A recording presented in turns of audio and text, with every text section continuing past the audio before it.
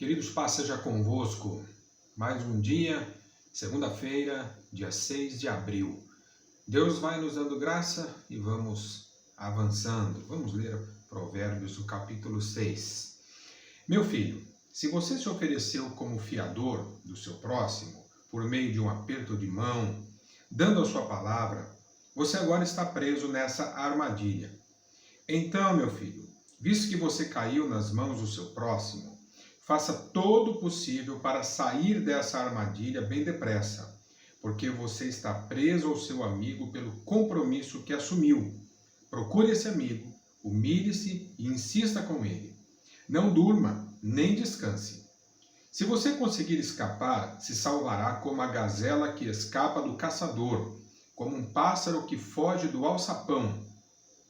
Versículo 6. Preguiçoso, observe bem as formigas, olhe os seus caminhos e seja sábio. Elas não têm nem supervisor, nem oficial, nem governante para dar ordens, e mesmo assim trabalham durante o verão, ajuntando provisão para o inverno. Ó preguiçoso, até quando você vai ficar deitado? Quando você se levantará da sua boa vida? Deixe-me descansar só um pouquinho mais. Sim, descanse, cruze os braços mais um pouquinho, e a sua pobreza chegará de repente, como um ladrão, e a sua necessidade cairá sobre você de surpresa, como um bandido armado. O perverso, o homem inútil, não tem caráter, suas palavras são maldosas. Ele demonstra suas verdadeiras intenções com o piscar dos olhos, com o movimento dos pés e por meio de sinais com os dedos. Versículo 14. Seu coração está cheio de engano. Ele passa o tempo todo planejando novas maneiras de fazer o mal e espalhar o ódio entre outras pessoas. Por isso, a desgraça virá de repente. Ele será destruído subitamente e não haverá remédio para ele.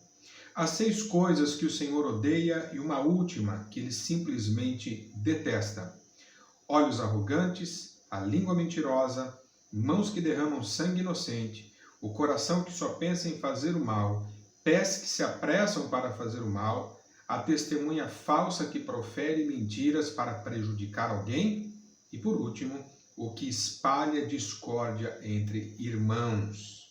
Meu filho, obedeça aos mandamentos do seu pai. Nunca deixe de seguir os conselhos de sua mãe. Versículo 21. Grave as ordens de seus pais em seu coração. Tenha sempre diante de você. E elas servirão de guia para os seus passos, dando-lhe um sono tranquilo. E a cada novo dia lhe ensinarão o que é certo. Pois esses mandamentos são como uma lâmpada, as instruções como luz, e as correções à disciplina são o caminho para uma vida feliz. Para evitar que você seja vítima da mulher imoral e das palavras doces e mentirosas da mulher adúltera, não cobice em seu coração a beleza dessa mulher, nem se deixe atrair pelos seus olhares provocantes. O preço de uma prostituta se reduz a um bocado de pão, mas a mulher adúltera, que trai o marido, anda à caça de vidas preciosas. Pode alguém colocar fogo no peito sem queimar a sua roupa? Pode alguém andar sobre brasas sem queimar os pés? Versículo 29. Assim acontece com alguém que rouba a mulher de outro homem. Ninguém que a toque ficará sem castigo. Os homens não desprezam o ladrão que rouba para saciar a alma, quando ele rouba para matar a fome. Porém, se for apanhado em flagrante, terá que pagar 7 vezes o valor que roubou, mesmo que para isso seja preciso vender tudo o que tem.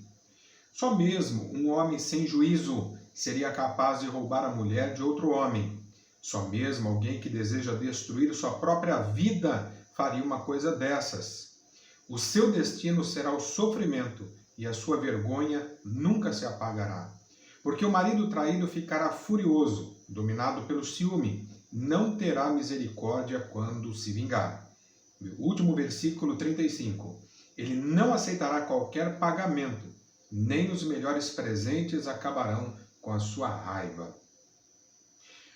Bom, meu irmão, minha irmã, só começando do final, né, vamos dizer assim, o versículo 32, né? Só mesmo um homem sem juízo seria capaz de roubar a mulher de outro homem.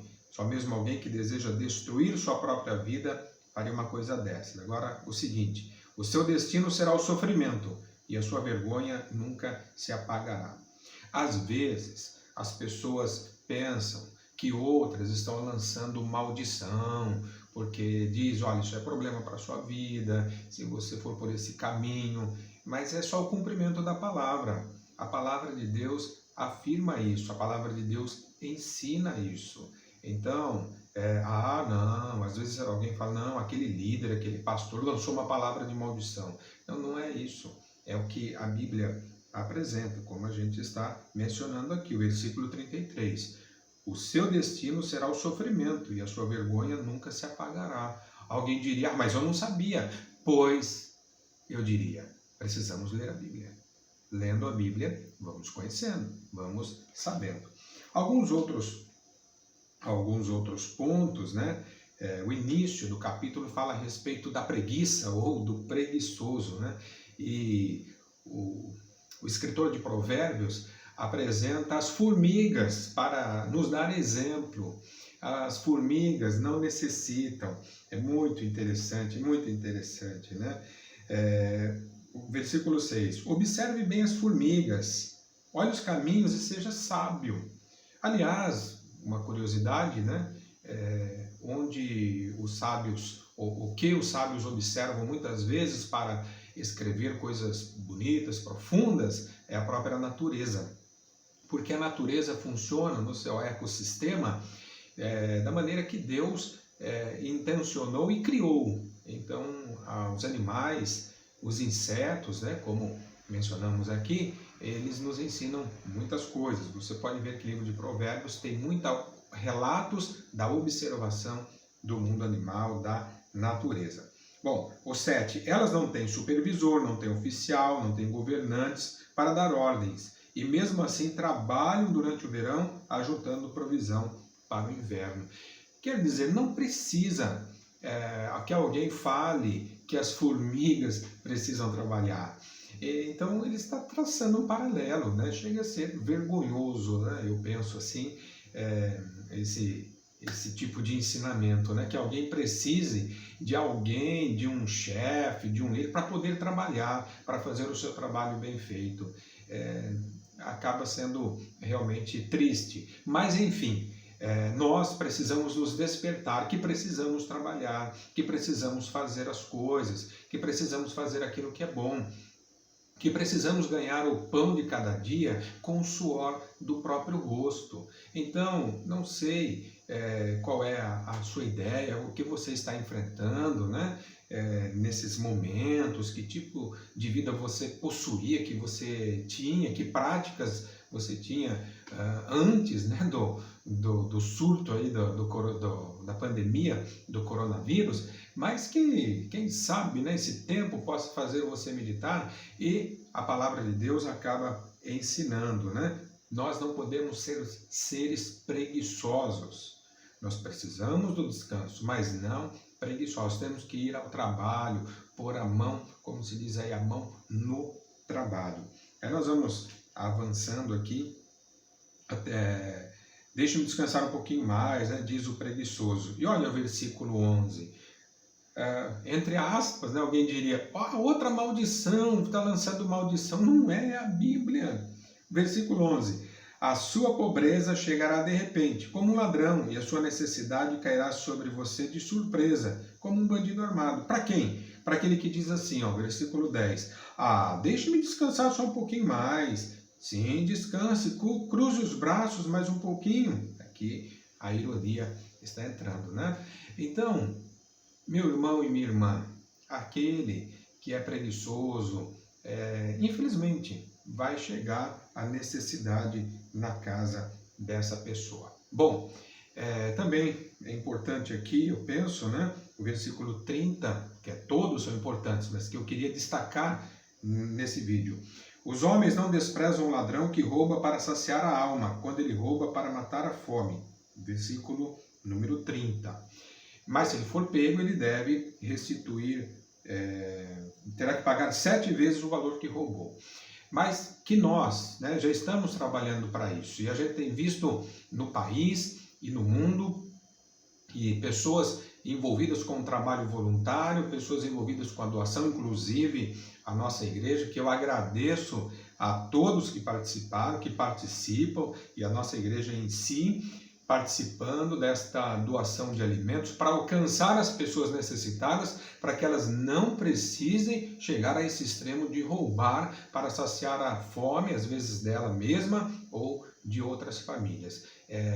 Entendo que faz parte do trabalho da igreja, o trabalho social, e eu repito que agradeço a cada pessoa que tem se empenhado e dentro das suas possibilidades tem podido contribuir. Então, muito obrigado, certamente essa segunda-feira será uma bênção na sua vida, essa semana uma bênção, e no mês de abril teremos boas notícias. 2020 é o ano da superação. Agora eu vou orar por você. Nosso Deus e nosso Pai, eu apresento a vida desta pessoa que está nos assistindo, pedindo a Deus que o Senhor abençoe grande e poderosamente. Dê sabedoria a esta pessoa que precisa tomar uma decisão. Dê, ó Deus, a prudência para que não se envolva, ó Deus, com a mulher imoral e nem a mulher se envolva com o homem imoral. Coloque as tuas mãos, Pai, e que nós não sejamos preguiçosos, mas que com a bênção do Senhor façamos o nosso trabalho e honestamente ganhemos o pão de cada dia. Em nome de Jesus pedimos e agradecemos. Amém e amém. Meu irmão, minha irmã, fique na bênção, fique na paz e repito, 2020 é o ano da superação.